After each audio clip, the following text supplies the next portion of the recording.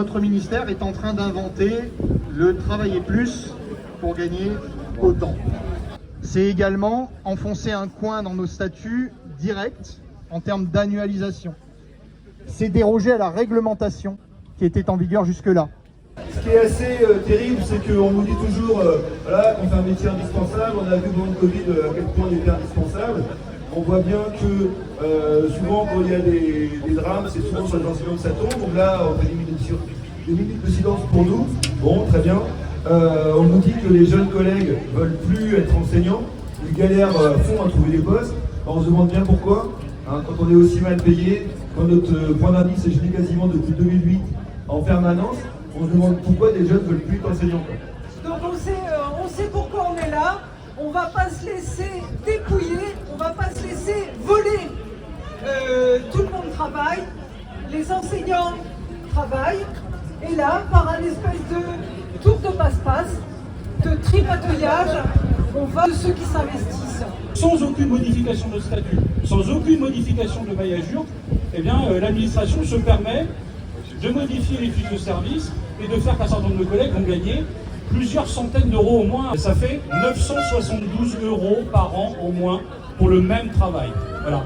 Donc tout à l'heure, quand Christine elle parlait de vol, c'est bien 1000 € de volés aux agents. Je répète, cette question de cheval de Troie que nous connaissons un peu en ce qui concerne l'annualisation dans les CFA, CFPA, avec le pouvoir étendu à nos chefs d'établissement qui deviennent des managers.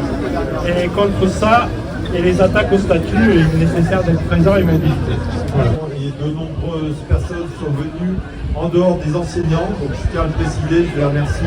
Donc des agents contractuels sont ici, des agents d'entretien et ménage.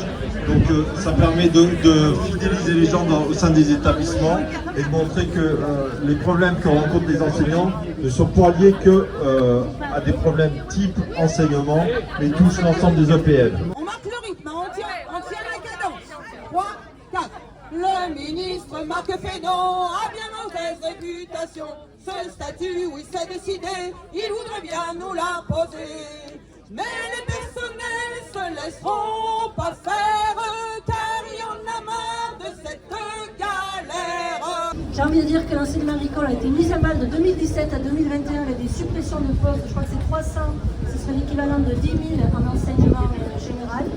Et pourtant, quand on est dans le monde agricole, on sait qu'on est à un tournant, parce que c'est la moitié des agriculteurs qui vont partir à la retraite d'ici une dizaine d'années, et que ça va se former dans vos établissements, que c'est vous qui êtes à la manœuvre. Donc on a besoin de vous accompagner et de vous donner les moyens de réussir. Il ne peut pas y avoir de transformation de l'agriculture sans ambition pour l'enseignement agricole. Et depuis des années, il n'y a pas cette ambition. Depuis cette année, on est dans la gestion. Et ce qui vient d'être décidé avec vos fiches de service, si je comprends bien et que je résume, c'est travailler plus pour gagner moins.